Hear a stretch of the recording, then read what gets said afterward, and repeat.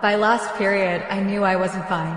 My head felt heavy, my stomach churned, and when I tried to stand, my legs gave out. The last thing I remembered was the sound of someone shouting my name before everything went black. When I opened my eyes again, the sterile smell of the nurse's office filled my nose. I blinked against the harsh fluorescent lights and groaned softly. My head throbbed, and my mouth was dry as sand. Lila. Oh my God, you scared the life out of me. I fainted? Yes. Another voice answered. A voice I knew. A voice that didn't belong here. My heart jumped, and I turned my head, and there he was. Jackson. Sitting, his eyes fixed on me with an intensity that made my cheeks burn.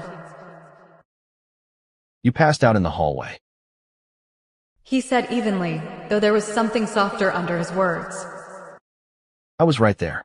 Carried you here myself. Wait, you carried me? Yeah. Everyone saw.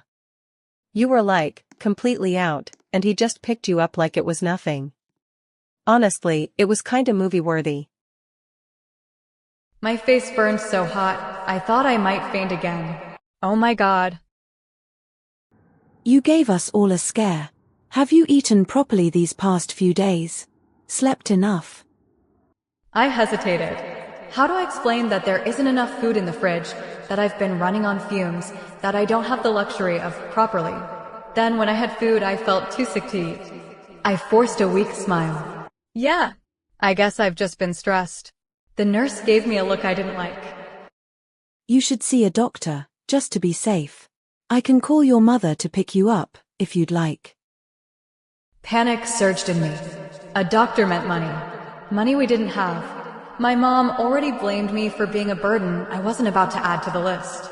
No, I said quickly, then softened my tone. I mean, no, it's fine.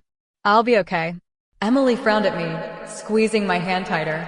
Jackson leaned forward slightly, his eyes narrowing like he could see straight through me. I hated how exposed I felt under his gaze.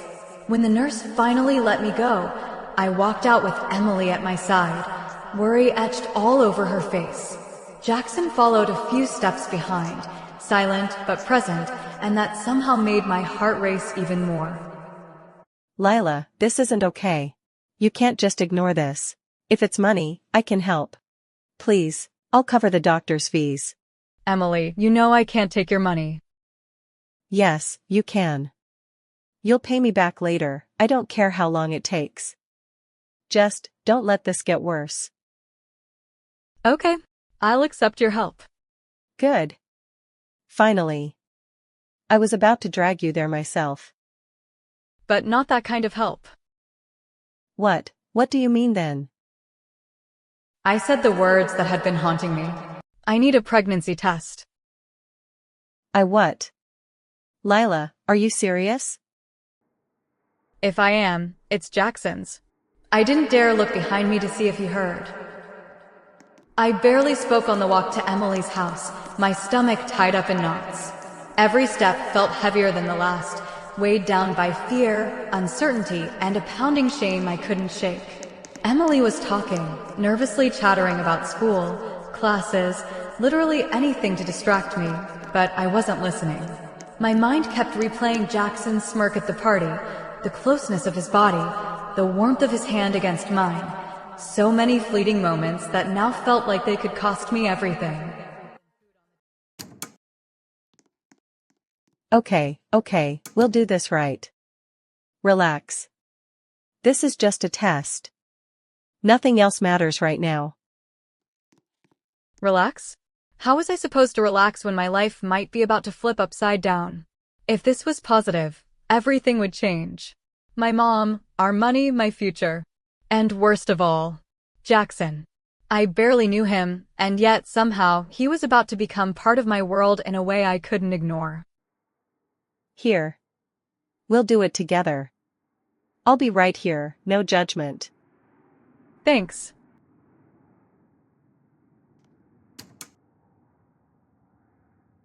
Minutes felt like hours as we waited. Emily tried to distract me with idle chatter, asking about his smirk, about the way he danced with me, about how I was feeling, but I couldn't focus. Every laugh and comment made my chest ache. If this is positive, Jackson will have to know. But how? What will he think? Positive. I froze, unable to move, unable to breathe. Oh my God, my hand's shaking. Emily, it's positive. Oh my gosh. Lila. You're going to have a baby. I stared at her like she'd lost her mind. Baby? Emily. I'm scared. I don't know what to do. Mom, she'll freak Jackson. He barely knows me. I know it's scary. But I've got you, okay? I'll help. If your mom throws you out, if Jackson freaks out, we'll figure it out together. I'll be the cool aunt, the helper, whatever you need.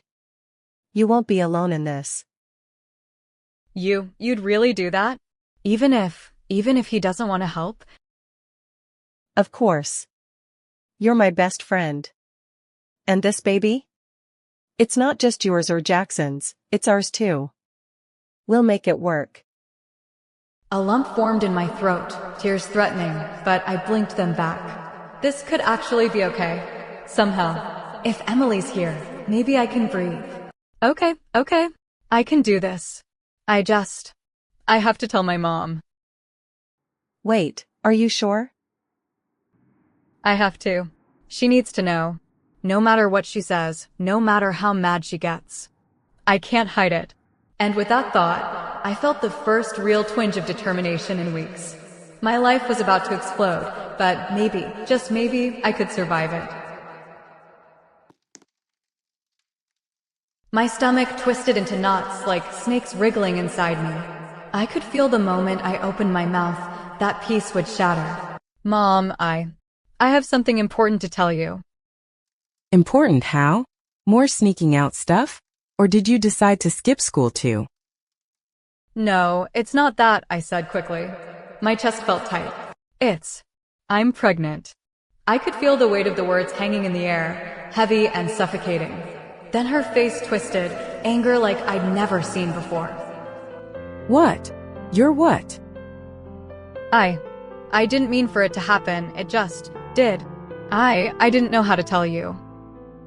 You didn't know how to tell me? You've been sneaking out, lying, wasting money we don't have, and now you come home with this? Pregnant? Lila, do you have any idea what you've done? I know, Mom. I know it's a lot. I'm scared too. I don't know what to do. But I'm telling you because I thought you deserved to know. Deserve to know? You don't deserve anything. Not my trust, not my house. You're leaving, Lila. Get out. I froze, my chest tightening as if someone had slammed a door on my heart. Mom, please, I can't. No, you're gone. Now, I won't have this in my house. You've ruined everything. Tears blurred my vision. Everything I'd known, every small sense of safety was gone. I couldn't go back to Emily's, it was late, and I didn't want to drag her into my chaos again. The streets outside were dark, cold, unforgiving. I had no money, no plan, nothing. My head spinning, trying to breathe. Panic clawed at me. And then, one thought, small but persistent, popped into my mind. Jackson. Even though we'd only met a few times, even though he barely knew me, he was the father of my child. He had to care, at least a little. And maybe, just maybe, he could help. I grabbed my coat, my purse barely containing my few meager belongings, and ran out into the night.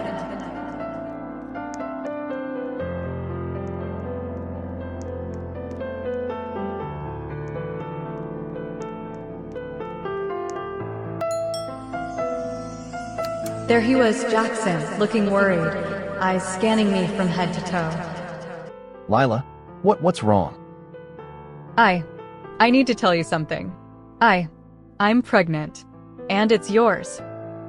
You're serious? Yes. My mom, she kicked me out. I have nowhere else to go.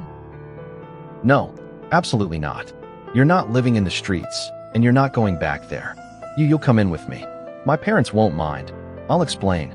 My dad's gone most of the time, And my mom, she loves babies. Relief, so sharp it almost made me dizzy, washed over me. You'd really do that? Of course, you're carrying my child. You belong somewhere safe. And right now, that's here with me. For the first time in weeks, I felt a flicker of hope. Safe. Wanted. Not alone. Maybe, just maybe, I could survive this after all.